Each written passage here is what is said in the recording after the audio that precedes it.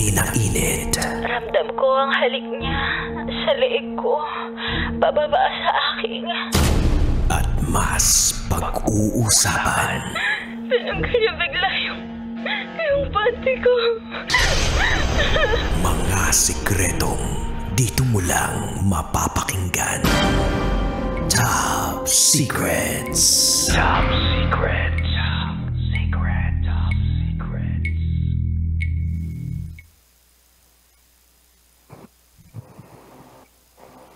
Hi, Kabisyo. It's me, DJ Rocky Terra, and welcome to the program Top Secrets, kung saan pwede kang makapagbahagi ng inyong pinakatatagong sikreto. Ito yung programang hindi ka huhusgahan bagkos ikaw ay pakikinggan. In Gen Z's words, we don't judge, we listen. Uy bago pa mangyari yung TikTok challenge na yun, ginagawa ko na to Anyway, meron na po tayong top secret sharer sa kabilang linya. Hello, magandang gabi sa iyo. Hi, good evening. Good evening, pwedeng malaman kung anong pangalan? Ligaya. Ligaya. Oy, Ligaya, Yes. maligaya ka ba this New Year? Yes, of course. I love it. Ilan taong ka na, Ligaya? 31, 31. Saan namang lupalop galing si Ligaya? Quezon City. Quezon City. Okay, so Ligaya, 31 from Quezon City. Hindi na ako magpapaligoy-ligoy pa. Ligaya, ano ang top secret mo? Okay, start tayo. Meron akong partner for ongoing 10 years.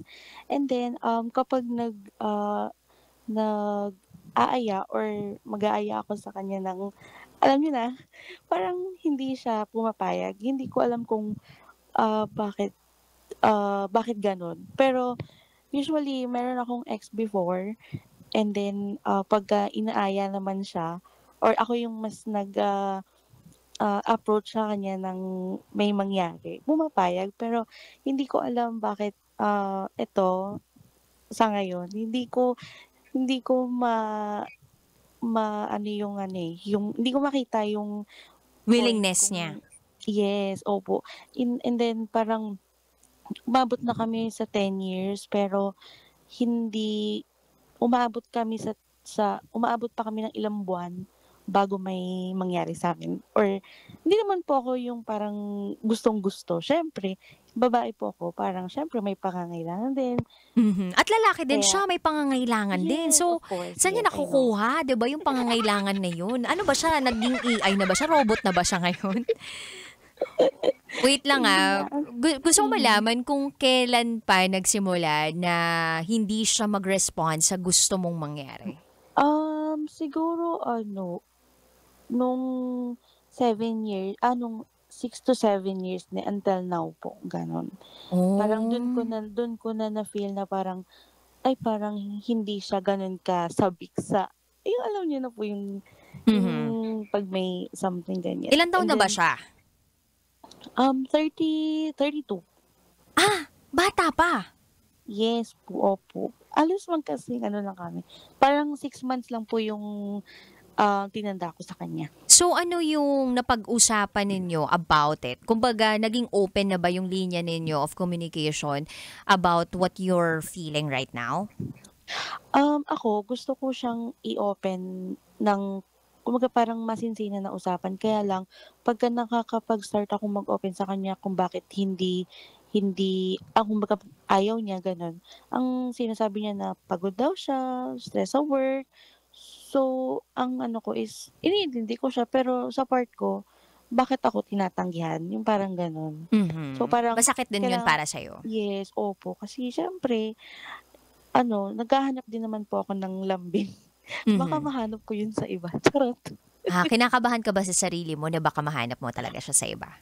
Yes, opo. Pero ayoko ipa-feel sa kanya na gano'n. Pero siyempre umabot kami sa 10 years na siyempre mahal ko siya pero ayoko naman ayokong ifa-feel sa kanya na or sabihin na, "Sige 'pag ayaw mo baka sa iba ko na lang i-ano." Yung parang gano'n, ayoko po Mhm. ng gano'n. Live-in ba Kasi kayo? baka po, yes po.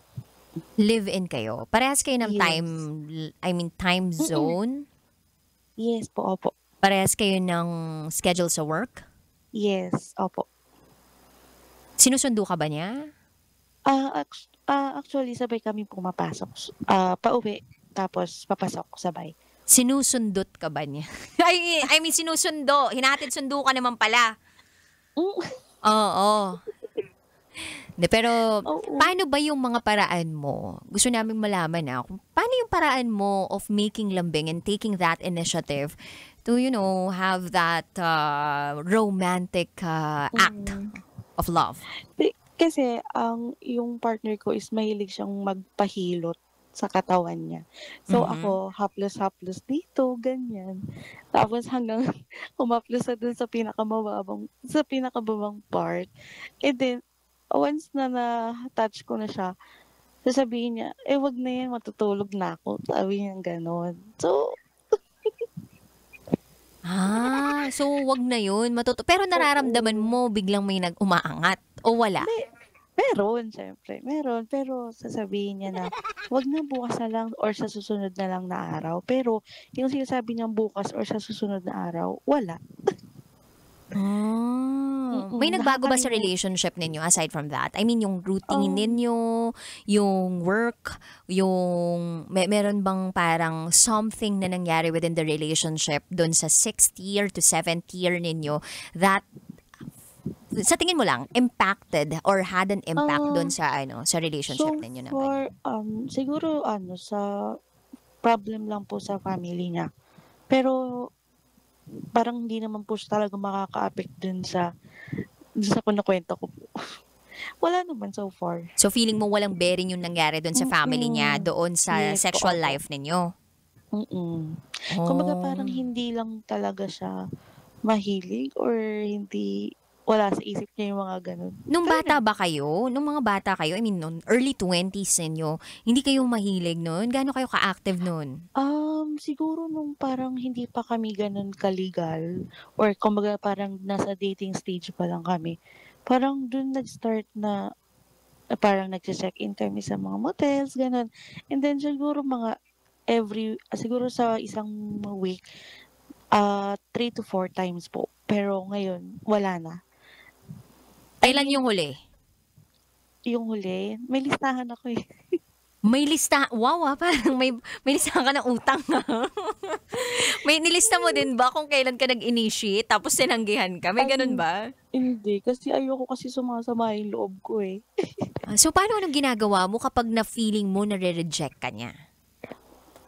Masakit. Kumbaga parang nakahiga na kami sa kama, tapos parang mag-i-initiate ako na may mangyari, gano'n. Sasabihin niya na, "Bukas na lang, sa ibang araw na lang."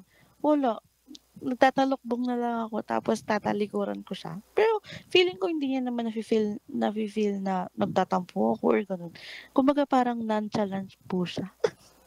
Nonchalant o ano, Oo. Ano? ano ba talaga siya? Ikaw ba, may kutob ka ba tungkol sa boyfriend mo? Ba't parang ang Oo saya-saya mo naman. pa? Ano? Marami kasing maraming nagsasabi dati. Pero ako hindi ko naman siya nafi-feel na gano'n. Alam mo na, parang alam mo parang bakla or something, hindi naman. Malambot ba One siya? hindi Gumalaw? hindi masyado. Parang may time na napapansin ko na yung mga yung yung sa daliri niya, yung parang naano niya, pero sinasaway ko siya. Sabi ko, "Mas babae ka pa sa'kin mag-ano," sabi ko. Ta's nagagalit siya. So, may one time, sinabihan ako ng ka-work ko before. Sabi niya, "Parang juding yung partner mo." Ta's sinabi ko yun sa partner ko. Nagalit siya, parang isang buong araw hindi niya ako kinausap. As in wala ka naman nararamdaman? May Wala naman nagsabi lang po. sa'yo? Mm. Anong plano mo niyan? Wala, maghintay. Totoo Kung ba? May kailan kasama ka ba dyan sa paligid mo? Wala. Ba't ka tumatawa mag-isa? Papagkakamalan ka niya. Hindi, wala dito. Nasa baba. Pero alam nila kausap mo ako. Oo. So feeling mo wala naman talagang ibang tao sa buhay ni Jowa?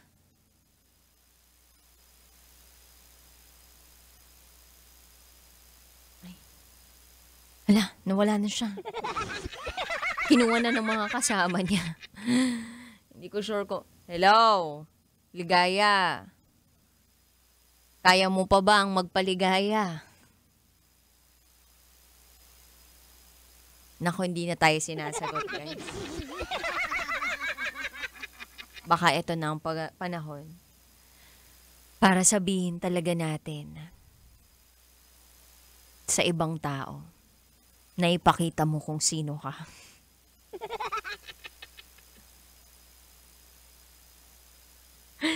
Baka umakit na sa bahay yung ano. I mean, nandun na bigla yung jowa. Pero alam mo, yung tawag nito ni... Ayan, umakit na nga. Sorry, naputol. Umakit na siya dito. Ay, sorry. Sige. Di na kita tatawagan, ha? Nahuli na. Pero, dalawa lang to, Hindi naman sa parang feeling ko masyadong masaya yung sender natin. Pero, iniisip ko, facade niya lang ba yun? Alam mo yung pakita niya lang na parang masaya siya. Pero deep inside, masakit na talaga para sa kanya. Or pangalawa, sobrang blinded niya with the love that she has for this person. To the point na nandyan na yung mga facts, sinasampal na siya ng katotohanan na the person is losing interest. But then, biglang ayun, tuloy pa rin siya. Hindi naman bigla. Tuloy pa rin siya. Sabi dito ni Boy Pindo to, first time ata to nahuli ang top secret share. Nahuli ng jowa. Hindi na nga call ako some other time, thank you. Oh, tsaka di niya na rin kinaya kasi tawang-tawa na siya, diba?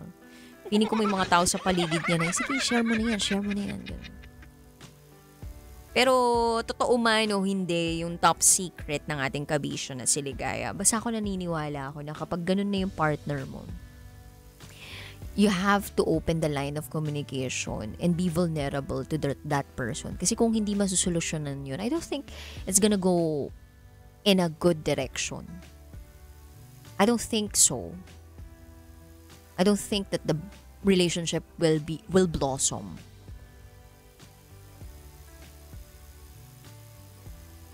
Diba? Ang saya pa naman, diba, na may kalambingan. Masaya din na merong naghahatid sundo sa'yo. Lalong-lalo na kung merong sumusundot sa'yo. Charot to, darot. Diba? Ang sarap pagmahal Lalong-lalo na kapag nare-reciprocate yung pagmamahal na ibinibigay mo sa kanya. Kaya nga kayo nagkakaroon ng boyfriend, girlfriend, or asawa. Kasi naghanap kayo ng partner, diba? And you've chose a partner for yourself.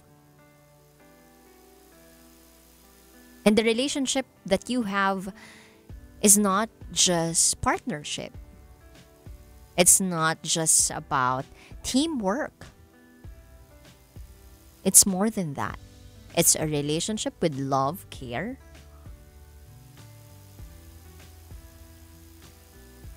and lambing. Kasama yung haplos, yung mga massage. Minsan ganun kumbaga pag nahawakan mo, tapos hindi tumayo, ay, lumuhod ka na. Ay, luluhod na ako. Magdarasal ka kay Lord. Kumbaga, Lord, please, diba, kung po pwede lang, bigyan mo ng magandang pag-iisip, kaming dalawa, ng partner ko. Ganon. Kayo talaga, iba na naman naisip niya. Anyway, kabisyo, bukas ulit magsama-sama tayo. Alas 9 ng gabi hanggang hating gabi. Sa stasyong number 1, 90.7 Law Radio, kapiling ang Basa Princess, DJ Rocky Terra. Kailangan pa bang i-memorize yan? Basic. Ito po ang Top Secrets. Metro